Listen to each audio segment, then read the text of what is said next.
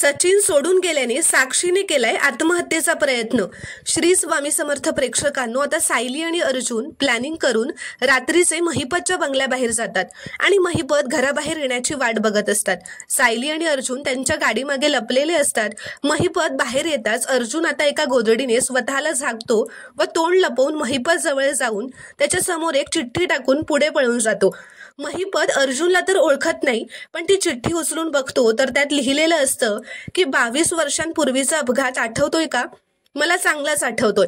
आणि यावर महिपत कशी प्रतिक्रिया देणार हे सायली लपून बघत असते, कारण सायली अर्जुनचा हाच नवीन प्लॅन असतो की ती महिपतचा त्या अपघाताशी काय संबंध आहे हे शोधून काढायचं। तर इथे दुसरीकडे आता सचिनने त्याच्या सोशल मीडियावरचे सगळे प्रोफाईल डिलीट केलेले असतात। ते साक्षी बघते व तिला खूपच मोठा धक्का बसतो। इतका बसतो की ती वेड्यासारखं करू लागते आणि रडतच म्हणत असते की सचिन, तू का केलंस माझ्यासोबत असं? आणि आता त्यातच ती हातात चाकू घेऊन तिची नस कापण्याचा प्रयत्न करणार असते, कारण तिला हा धक्का सहनच झालेला नसतो। प्रेक्षकांनो, तुम्हाला जर का हा शॉर्ट रिव्ह्यू आवडला असेल तर व्हिडिओ लाईक करा व चॅनलला प्लीज सबस्क्राईब करा।